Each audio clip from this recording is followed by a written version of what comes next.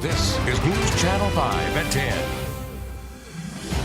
I want them to see a little girl that's just as nice a human being as exists. A Middle Tennessee family wants you to see their daughter and ask, what if this were my child? Tonight, News Channel 5 investigates the crime that victimized their little girl.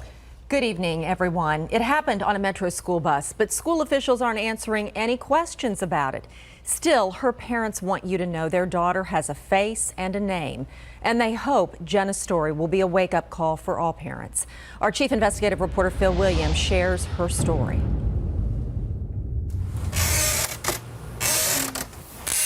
You like to swim? Yeah. Yeah. Me too. Art and Julie Staling want you to see a little girl who deserved better. A little girl for whom the rhythmic routines of everyday life are the only way for her to make sense of the world around her. She has to rehearse life. It just doesn't flow naturally. Jenna, you see, is autistic, which makes it all the more difficult for her parents to accept that she would be betrayed by the very people who were supposed to protect her. It just breaks my heart that this happened to her and that I couldn't protect her from this at 11 years old. This video from a small Metro school special education bus shows the day last fall that Jenna's routine was shattered by a 13-year-old special education boy, all while sitting just 2 rows behind the driver. It's something her parents realized immediately as she got off the bus. Her pants were down around her hips. And we asked her what happened. Our Jenna, you know, why are your pants down around your hips? What's going on? I had to pull everything out of her bit by bit, and I'm not sure that she ever would have really told us. And while her parents want her to be a face that the school system cannot just ignore, First she said, a boy put his hand up my shirt. And I said, Jenna, are you? Yeah, he put his hand. we will not show you exactly what the family's lawyer says the school bus driver should have seen and stopped, a sexual assault that dragged on for more than 20 minutes. It starts off mildly placing arms around her and so forth. It progresses to direct contact that wouldn't really be appropriate to discuss. When it's over, Jenna presses her face against the window. Well, I'm sure she was absolutely terrified. You know, probably had no idea what was going on or what was happening to her, and I'm sure that she was petrified and probably just shrunk inside herself. School transportation officials who reviewed the tape called it very disturbing video. One wrote, "There is no reason this driver should not have been able to see this disgusting act."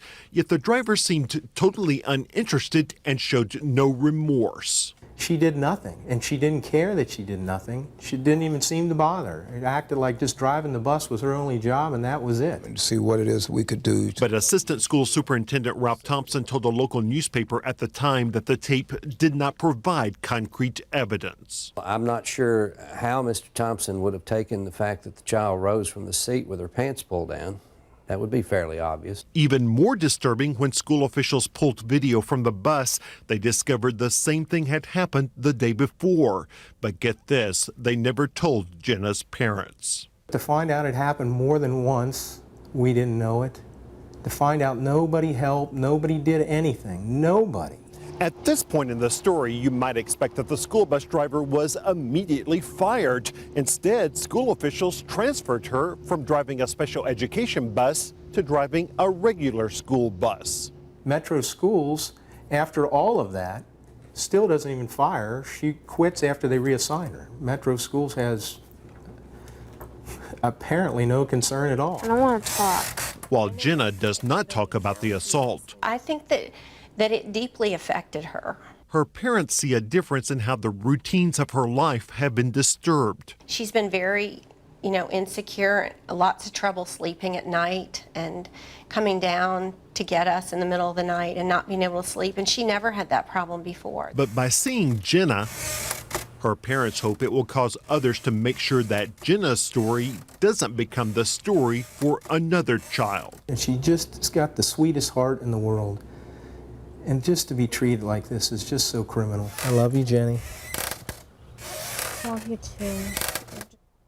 The prosecutors declined to charge the boy because he has his own developmental problems. As for Jenna's family, they have filed a civil rights complaint with the Department of Justice over how special education students are treated. And Amy, late today, they filed a lawsuit against the school system. And the school system just isn't saying anything? No, I talked to Mr. Thompson. He said because of the legal action, he would not go on camera and answer the questions that so many other parents might have about how their own children are being protected. So right now there's a lawsuit and they're just not answering any questions. Okay, thank you, Phil.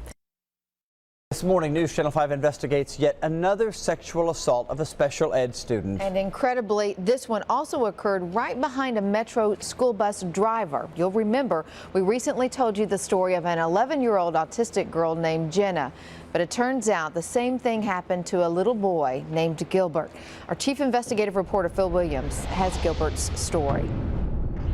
Gilbert, what happened on the bus?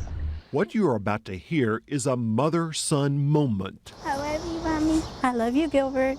You my buddy. A moment no mom ever wants to experience. It's horrible to see a child not know how to comprehend what's happened to him. On the little bus, what happened with you and the boy on the little bus?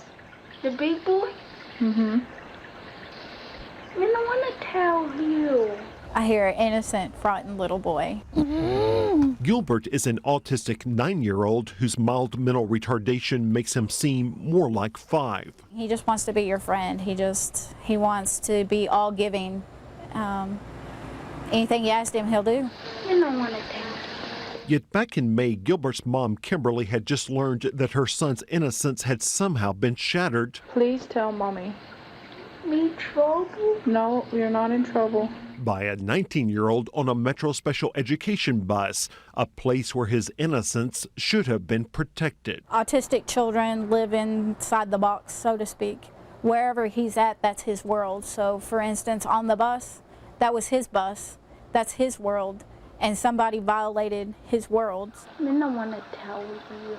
Mommy needs to know so we can make it never happen again. Over and over, Gilbert's mom reassures her little boy that he hasn't done anything wrong. Did he ask you to do something? I go back. Go to the back of the bus? Finally, Gilbert begins to open up about what he had experienced. What'd he say? He's my friend. That he's your friend? He wanna, I made lick him.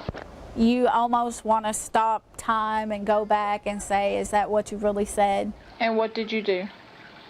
Me do it. It's okay. This boy asked him to do a sexual favor, and my son followed through with it because that's what he thought being a friend meant. Now remember, the whole incident occurred on a little special education bus like this one, which raises the question, why didn't the driver do more to protect Gilbert? There's only 6 seats on the bus, 3 on each side. How could you not know something's going on in a small bus? Even more disturbing, after Gilbert was assaulted, she says school officials at first kept it to themselves. Oh, I found out 6 days later. 6 days later. So my son rode the bus for 5 to 6 days more with the same boy that did this to him. Gilbert, is there anything else you want to tell Mommy? No. These days, Gilbert can only express his pain in the most painful of ways. Asked you to cut his privates off, cries in the middle of the night, relives this, screams, don't want anybody to look at him, don't want anybody to touch him. How do you make that go away? And how does she keep her promise that it will never happen again? So I want someone to say, this is why this was allowed to happen. And I want someone to say, okay, it's never going to happen again, and this is how we're going to stop it. You don't want to talk no more? Okay. Again, Phil Williams reporting. After calling News Channel 5, Gilbert's mom contacted an attorney. Late yesterday, they filed a class action lawsuit against the school system on behalf of all special education students. As to what Metro school officials are doing to protect your children, they claim their lawyers want them to concentrate on fending off the lawsuits and not going on camera to answer those questions. Tonight, another News Channel 5 Investigates exclusive. A federal investigation targets Metro schools. Civil rights investigators want to know more about the sexual assaults of special education students on Metro school buses and what the city is doing to protect them. Now, of course, this follows questions first raised by our chief investigative reporter, Phil Williams. This could be a very serious development for the city. The U.S. Justice Department notified Metro officials in this letter that they have now opened what they call a preliminary inquiry. But we discovered Metro schools have been through this type of investigation before, and it did not stop these children from being sexually assaulted. Our investigation began with the sexual assault of an 11-year-old autistic girl named Jenna, an assault here on this Metro school bus right behind the driver. And because her speech and language, you're hoping maybe she's got something confused. You're hoping maybe this isn't true. You don't want to walk? Why? Then there was the molestation of a 9-year-old disabled boy named Gilbert, who finally told his mom about what a 19-year-old special education student coerced him into doing. What'd he say? He's my friend. That he's your friend? He wanna me to lick him. As a parent, it's devastating. You don't want this to ever happen to your child. You don't want it to be as bad as what happened. But now lawyers for Gilbert have told a judge that a former school official has told them that, quote, she believed that an incident like the one that is the subject matter of this lawsuit would occur, and expressed those concerns to higher-ups who did nothing about it. Why is a 19-year-old boy able to be on a bus with a 9-year-old boy and no precautions taken for their safety? And there's more. News Channel 5 Investigates also obtained this letter in which the U.S. Department of Education's Office of Civil Rights warned Metro back in 2000 that the district's failure to ensure the safety of special education students riding school buses denied those students an appropriate education. Metro promised to do more to protect its special ed students, but apparently it wasn't enough to protect Gilbert or Jenna. I don't understand not wanting to protect them, but it's mandatory that we protect them. And that's what the Justice Department wants to know. Has Metro met its obligations to protect Jenna, Gilbert, and other special education students? You can see the Department of Justice letter on our website, newschannel5.com. I'm thinking what most parents are thinking. So disturbing, Phil. So I hope these kids are okay. Well, from what I'm told, Jenna is doing better than Gilbert. Gilbert's reaction has been so strong and so negative that his family has been forced to place him in a facility for long-term treatment. A sad case. Very sad. Yeah, indeed. Who's protecting Metro special ed students? Well, our News Channel 5 investigation first exposed the sexual assault of 2 young students on their school buses. Well, now police say there are more victims. Even more disturbing, police say school officials could have prevented these assaults. Our chief investigator, Phil Williams, went to the school board looking for answers. And Phil, I hope they had some. Well, Kristen, for months they have been dodging our questions. But even though 2 more students have now been molested on special ed buses, they're still not talking about what they've learned. I'd like to talk to you about the sexual assaults. I'm sorry, I can't talk about that. Why not? They're minors. All we wanted from school board chairwoman Marsha Warden was to find out what Metro is doing to protect the students on its special ed buses from being sexually assaulted. Can you tell me one thing you've done to protect students? Would you talk to Phil? Be glad to. Well, actually, you're the chairwoman. Excuse me, sir. I'm getting our meeting started. It's the same attitude we've seen since our investigation first revealed the sexual assault of an 11-year-old girl named Jenna and a 9-year-old boy named Gilbert. Both cases have led to lawsuits and a federal civil rights investigation. It's a matter under litigation. I know you're concerned about the lawsuit. We'll be glad to talk to you after that's resolved. While school officials have worried about the lawsuits, police say the molestations have continued. This school year, the Metro Police Department has 2 active investigations involving alleged inappropriate sexual contact of special education students by other students on special education buses. Police spokesman Don Aaron says one victim back in December was a 15-year-old girl allegedly fondled by a 12-year-old boy. The latest victim just last week was an 8-year-old girl who may have been molested by several 7 to 9-year-old boys. Not only do they involve children, but they involve children who are very vulnerable due to their disadvantages.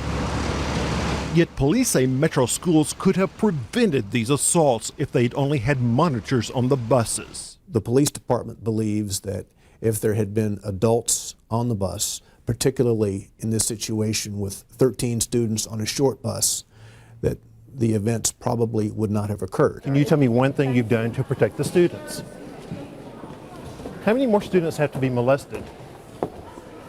But if Metro schools have any plans to stop the sexual assaults on its special ed buses, they aren't saying. How many more children have to be molested? I'll be glad to talk to you after the lawsuit is resolved. 2, I'll be glad 3, to talk to you after the lawsuit is resolved. 4.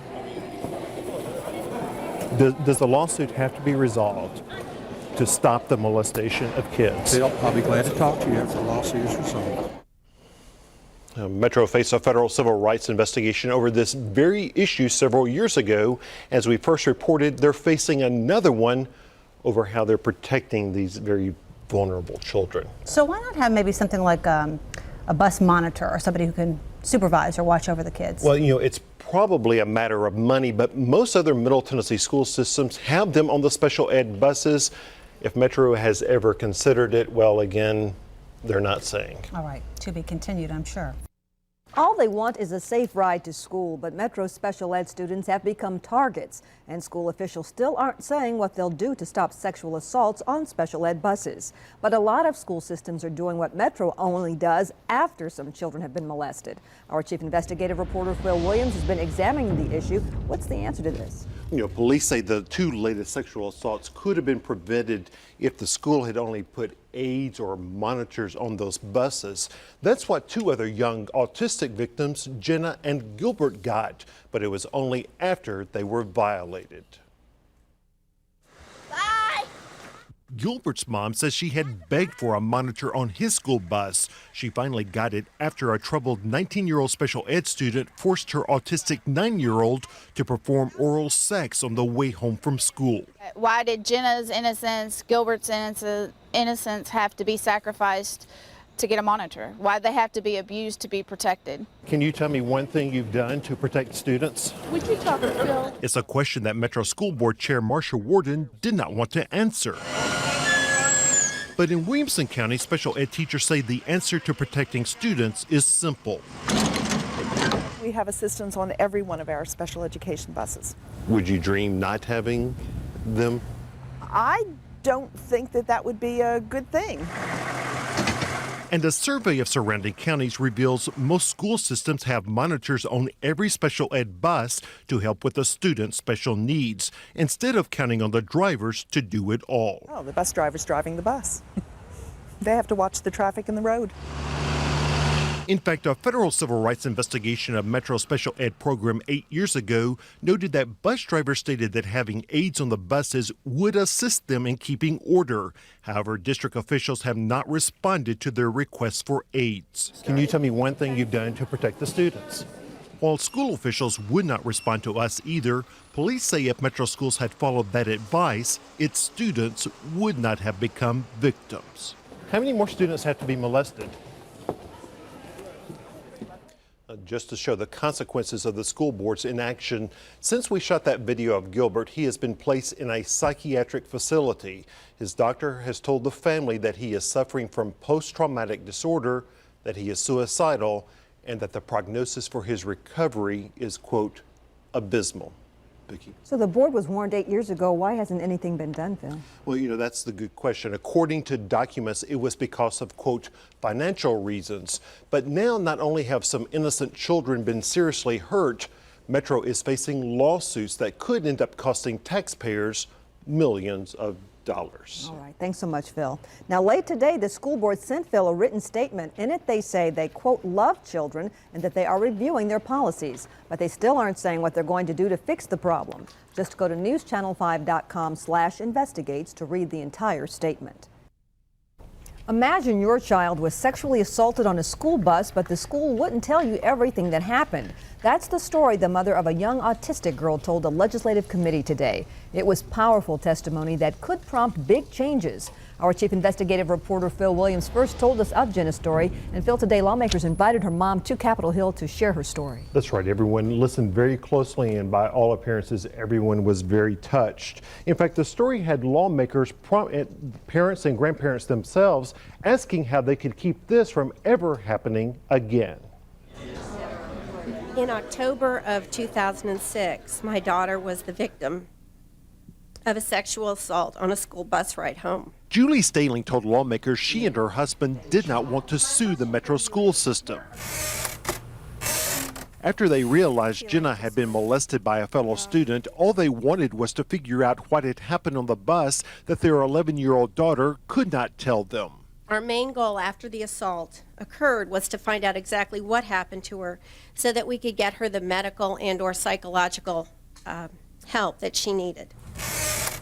But agency after agency told them that they could not talk to them about their own daughter because of federal and state confidentiality laws. Yet these tapes from Jenna's school bus held a secret that was kept from her parents. Thus, a lawsuit had to be filed, the information requested in discovery, and 8 months later, after viewing the tapes, we found out that she had been assaulted numerous times. I cannot imagine someone that's in a position of authority seeing a tape and not having taken immediate action. In fact, education and child protective officials told lawmakers, I don't know that there's anything in the law that requires notification necessarily. that state laws actually require them to keep incident reports secret from the victim's own parents. This is apparent that this child belongs to them and should know everything about that child. Confidentiality is one thing, but when we hide behind confidentiality at the potential damage of a child, we all ought to be ashamed. That's why the lawmakers say Jenna's story is a story that doesn't need to be repeated. And now, as a result of legislation filed by Nashville Representative Sherry Jones, the Committee on Children and Youth is looking at ways to make sure that what happened to Jenna's family does not happen to any more families. That's for sure. So what's next with this story? Well, next, the Metro School Board goes before Mayor Karl Dean tomorrow for budget hearings, and he's expected to start the discussion about what they're going to do to protect other children from sexual assaults. We'll be there, and we'll let you know what happens next. Metro school officials assured Mayor Karl Dean today they are working on a plan to end the sexual assaults on the city's special education buses, but they caution putting aides on every bus could be expensive. It follows questions raised by NewsChannel 5 Investigates and our chief investigative reporter Phil Williams. And Phil, the mayor had asked for a plan by the end of next week. He did, but he did not wait until then to start asking some tough questions. In fact, during budget hearings for Metro Schools, Dean and his staff had some pointed questions that focused on whether aides are needed to help keep the children safe. That's got to be, we would agree, our top priority, and we've got to do better. Now, while the mayor had not expected school officials to have a plan for this hearing, his questions highlighted one potential problem: the lack of an adult on those special ed buses to help the drivers deal with kids who have many difficult issues. Now, right now, officials told him Metro has 217 special education buses, but there are only 10 aides for those 217 buses. Adding aides could cost $24,000 each, including salary and benefits. So do the math. Putting aides on every bus could cost right under $5 million a year. Look at all of our policies and procedures that we have in place, and that could go to how students are assigned specific seats on the bus, which students are assigned to which bus. So we're gonna look at all aspects and hopefully come up with a plan that will improve that situation. And whatever they decide, school officials say they will have a plan to the mayor by the end of next week. A more complete picture is now emerging about the recent sexual assaults on Metro's special education buses. A NewsChannel 5 investigation first revealed Gilbert's story and how a 9-year-old boy was coerced into performing oral sex on an older student. Now it turns out the alleged 19-year-old perpetrator, Colby Harris, has a story which is also tragic. And one advocate tells chief investigative reporter Phil Williams the real culprit is the Metro school system. Colby Harris. This was Colby Harris as he went before a judge Thursday facing 15 to 25 years in prison for rape of a child. But documents filed by attorneys on behalf of little Gilbert in a lawsuit against the Metro school system raise even more troubling questions. Everyone in this case is a victim. Clearly, Colby is as much of a victim as Gilbert in this situation. We've got the mental illness and we've got the mental retardation together. While Colby's lawyer argues he is not competent to stand trial, his mom says he suffers from a laundry list of disorders that have caused him to act out in inappropriate ways. In a sworn affidavit for Gilbert's case, she says that school officials knew that in January 2005, Colby had been accused of exposing himself and attempting to compel another young boy named Jack to engage in oral sex on a school bus. It's an incident disturbingly similar to what would happen with Gilbert 2 years later. Even based on the school having notice of the potential for this kind of thing to happen, the school system failed in this regard. And that's why his mother is here. In fact, Colby's mom says school officials decided that her son should be assigned a bus monitor because of his alleged behavioral issues and that Colby would not be on a bus with any young students. And the school system kept that promise, she says, for only a month and a half. In this situation, the consequence of the school not continuing to provide the bus monitor was that this horrible incident took place with tragic consequences for 2 children. And now a mother who tried to make sure her troubled son could not hurt another child waits to see what the criminal justice system does with him. Phil Williams, News Channel 5 investigates. Metro students will head home with their final report cards tomorrow. But tonight, some parents are giving former schools director Dr. Pedro Garcia an F. They watched him testify under oath about sexual assaults of special ed students on Metro school buses. Our chief investigative reporter, Phil Williams, obtained the tapes in this News Channel 5 Investigates exclusive. Who was protecting the children on Metro special education buses? I'd like to talk to you about the sexual assaults. I'm sorry, I can't talk about that. For months, school officials dodged that question. Would you please swear in the witness? But here, under oath, they were finally forced to answer, and their answers I'm absolutely appalled. left these mothers of special needs children That disgusts me, to be honest with you. shaking their heads. I'm stunned, and it angers me as a parent. In fact, long before the first student, an 11-year-old autistic girl named Jenna, was molested on her bus, We have talked several times about safety on the buses. Metro Special Ed bus coordinator testified school officials had worried that something terrible just might happen. I was afraid, and I'm still afraid for the safety of the drivers and the children. The solution, she said, was to put aides on the buses. Everybody agreed that we needed monitors, but nobody wanted to take the responsibility of hiring monitors. The special ed department, the transportation department, everybody's talking about the danger on this bus, and nobody's doing anything about it. Have you suggested, recommended that there ought to be more monitors employed? No. And it wasn't on then schools director Pedro Garcia's agenda. I play in my car.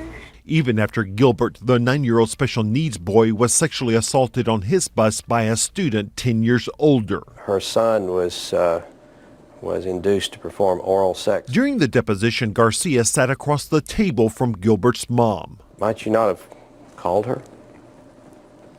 You want me to call her? I think it would have been a decent thing to do, yes. Well, that wouldn't be, that wasn't my reaction. That should have been the first thing he did. He doesn't look at mom, he doesn't say, I'm sorry, he doesn't say, I wish this had happened to your child. Nothing, no emotion. Despite continuing allegations of sexual assaults on Metro Special Ed buses, the school's director never followed up. But you didn't do anything in response to that. It wouldn't be my responsibility to do so. That, he testified, was the job of his subordinates. If it was my job to do, I wouldn't need them to do it. I'd love to know what his job was. But what really got these mothers was this. I'm just looking for someone who might have said, this is awful. How did this happen? How can we stop it? I don't know who that person is. I cannot understand how he can take absolutely no responsibility in this at all. He just kept going, it's not my problem. It's not my problem to take care of. I'm real glad he's gone. That was my reaction. And remember School Board Chair Marcia Warden. How many more students have to be molested? Garcia testified no one from the board ever questioned him about the assaults. No one's asked you anything about it? Or what? No one said, what are you going to do about it? No. It's a failure that school board member David Fox acknowledged after the mayor finally intervened. I think we do take responsibility for it. The buck stops ultimately with the Board of Education. But it's something that these mothers say Garcia seems incapable of admitting. I'm just looking for someone who might have said, this is awful. How did this happen? How can we stop it? I don't know who that person is. Phil Williams, News Channel 5 investigates. Metro school officials insist they have been working on a plan to put more aides on those special ed buses next year. But today, they couldn't tell us what that plan will look like. It is time to do something to protect Metro's most vulnerable students. That was the decision tonight of the Metro School Board. And they finally ordered school administrators to hire monitors for the city's special education buses. This follows a year-long News Channel 5 investigation, and our Phil Williams was there for the final vote. It's taken at least 4 children being sexually assaulted by other students on Metro special ed buses, but now as a result of the board's vote, every one of those 217 buses will soon have aides to help protect those kids on the ride to and from school. Using the motion that came out of the Budget Committee. After a year of silence, the Metro School Board finally spoke. Those in favor of the motion? Aye. Saying they want monitors on those special ed buses. Please tell Mommy. Me trouble? No, you're not in trouble. It follows a string of sexual assaults first exposed by News Channel 5 investigates. The board gave a clear directive that we expect to have all these 217 special education buses staffed with adult monitors as soon as they can be hired. We're going full force in hiring as many monitors as we can hire and find. Acting Schools Director Chris Henson told the board it's not exactly clear where he'll find the $4 or $5 million to pay for it, but it will be done. It was been an educational process for the Board of Education. A lot of the education came via News Channel 5's reporting on the issue. But the question is, why did it take so long? And why did those children have to be hurt? It's unfortunate that that happened, but we cannot continue to make excuses. We have to move forward and do what it takes to ensure the safety of our students. School officials say they will not be able to hire and perform background checks on monitors for every one of those buses before the school year begins, but it is finally going to happen. Phil Williams, News Channel 5 investigates.